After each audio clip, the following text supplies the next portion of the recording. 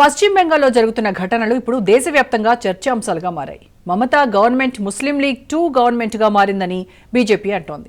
UP CM Yogi Adityanath బెంగాల్కు రావాలని, యూపీలో గూండాగిరిని ఎలా అరికట్టారో ఇక్కడ కూడా అలాంటి మార్పు కోసం ప్రయత్నించాలని అక్కడి బీజేపీ నాయకులు రిక్వెస్ట్ చేస్తున్నారు. మరోవైపు తమిళనాడులోని వెల్లూరు జిల్లాలో 150 కుటుంబాలకు వక్ఫ్ బోర్డు నుంచి నోటీసులు అందాయి. వారు ఉన్నపళంగా ఖాళీ చేయాలని వక్ఫ్ బోర్డు వార్నింగ్ ఇస్తోంది. స్టాలిన్ ఎలా స్పందిస్తాడనేది ఆసక్తి రేపుతోంది. మరి అన్ని ప్రాంతీయ పార్టీలు, ఇండీ కూటమిలోని అన్ని పార్టీలు హిందువులను టార్గెట్ చేస్తుంటే ఇప్పుడు దేశంలోని హిందువులకు మిగిలినటువంటి ఆప్షన్స్ ఏంటి? బీజేపీ మినహా అన్ని పార్టీలది అదే దారి. వక్ఫ్ సవరణతో సంబంధం లేదన్న మమతా, స్టాలిన్. యోగి బెంగాల్కు రావాలంటున్న బీజేపీ నేతలు. ఒక సీఎం పాలిస్తున్న రాష్ట్రంలో మరో సీఎం రావాలన్న విచిత్రమైన డిమాండ్లు వినాల్సి వస్తుందని బహుశా ఎవరు ఊహించి ఉండరు. రాజకీయాల్లో ఇలాంటి పరిస్థితులు వస్తాయని ఎవరు అంచనా వేసి ఉండరు. ఒకవేళ ఆనాటి రాజ్యాంగ రచయితలే గనక ఇలాంటి పరిస్థితులను ఊహిస్తే ఖచ్చితంగా అలాంటి క్లాస్ కూడా పెట్టి ఉండేవారేమో తెలియదు. బెంగాల్లో జీహాదీ శక్తుల తుపాకుల శబ్దాల మధ్య హిందువులు బిక్కుబిక్కుమనే పరిస్థితి దాపురించింది.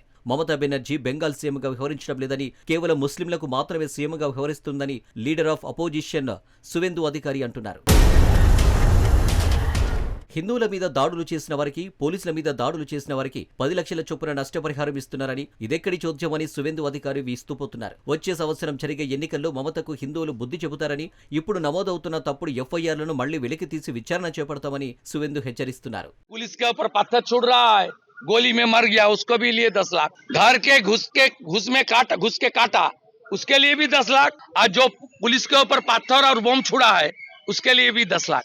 This is a completely Muslim 2 government, Muslim League 2 government functioning by the Mamata Banerjee in West Bengal. सुन लीजिए, टीएमसी का डेज आर नंबर. 26 चुनाव में हिंदू लोग एकजुट होकर इसका बदला लेने वाला है, और बीजेपी का सरकार आने का बाद हर एफआईआर को रीओपन करके हर दंगाई को जोगी जी का मेडिसिन हम लोग ही देगा. పశ్చిమ బెంగాల్లోని ముర్షిదాబాద్ జిల్లాలో వక్ఫ్ సవరణకు వ్యతిరేకంగా జరిగిన నిరసనలు హింసాత్మకంగా మారి పలువురి మరణాలకు కారణమయ్యాయి. అనేక మంది గాయపడ్డారు. ముర్షిదాబాద్, మాల్డా, దులియాన్ల వంటి ముస్లిం అత్యధిక గల ప్రాంతాల నుంచి హిందువులంతా వలసపోయి సొంత ప్రాంతంలోని శరణార్థులుగా ఆశ్రయం పొందాల్సి వస్తుంది. వందలాది కుటుంబాలు బతుకు జీవుడా అనుకుంటూ వెళ్లిపోయి బీఎస్ఎఫ్ ఏర్పాటు చేసిన శిబిరాల్లో తలదాచుకుంటున్నారు. గత శుక్రవారం నమాజ్ తర్వాత మొదలైన నిరసనలు హింసాత్మకంగా మారాయి. అందుకే ఇప్పుడు బెంగాల్ గురించి దేశమంతా మాట్లాడుకోవాల్సి వస్తుంది.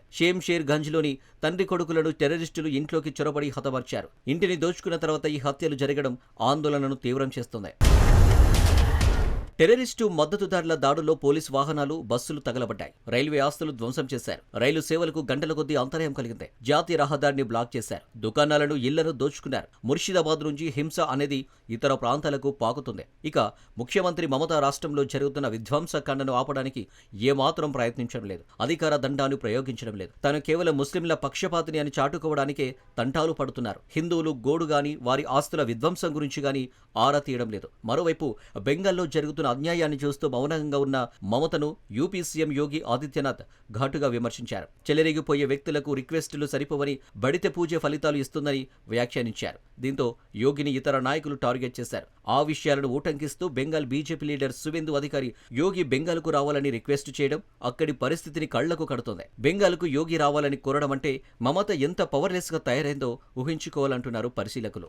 मैं जोगी जी को रिक्वेस्ट करूंगा, वो बंगाल में तुरंत आए और लगातार उन्होंने हिंदू का रक्षा करने के लिए यहाँ थोड़ा काम करे.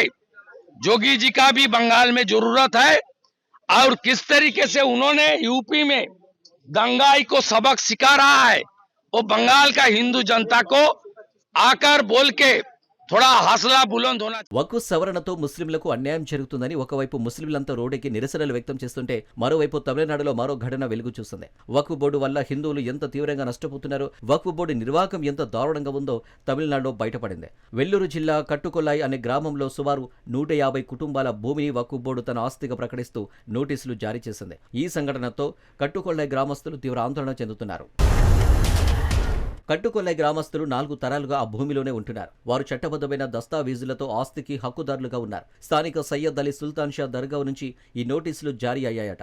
వారి భూములన్నీ వక్ఫ్ బోర్డు ఆధీనంలో ఉన్నాయని, ఆ భూములు ఖాళీ చేసి పోవాలని నోటీసులో పేర్కొన్నారట. వక్ఫ్ సవరణ చట్టం తెచ్చిన తర్వాతనే వక్ఫ్ అరాచకాలు వెలుగు చూస్తున్నాయి. నిజానికి ఆ భూములను స్థానిక ప్రభుత్వాలతో కలిసి వక్ఫ్ బోర్డు ప్రతినిధులు, ముస్లిం సంఘం నేతలు ఎప్పుడో వక్ఫ్లో కలిపేసుకున్నారు. అందుకే ఇప్పుడు అదను చూసి నోటీసులు జారీ చేసి అల్లకల్లోలం సృష్టించే కుట్ర పడుతున్నారని పరిశీలకులు అభిప్రాయపడుతున్నారు. బీజేపీ గనక ఈ చట్ట సవరణ చేయకపోతే చాప కింద నీరులా దేశంలోని ఇంకా ఎంత భూభాగం వక్ఫ్ పరిధిలోకి వెళ్లిపోయేదో ఆలోచించాలని బీజేపీ నాయకులు అంటున్నారు. మరి ప్రభుత్వాలన్నీ సెక్యులరిజం పేరిట ఇలా ముస్లింలకు మాత్రమే మద్దతిస్తూ వారంతా ఆదర్శవంతులుగా కీర్తి పొందేందుకు ప్రయత్నిస్తుంటే ఇక హిందువుల గురించి ఆలోచించేదెవరు? బాధిత హిందువులకు రక్షణ ఎవరు? ప్రభుత్వాలన్నీ పక్షపాతం వహిస్తుంటే అన్ని కోల్పోయి రోడ్డున పడుతున్న హిందువులకు మిగిలిన దారేది? ఇదే విషయాన్ని హిందువులు తెలుసుకుంటారా, లేక తాము ఓట్లేసి గెలిపించిన పాలక పార్టీలను నిలదీస్తారా అనేది చూడాల్సి ఉంది.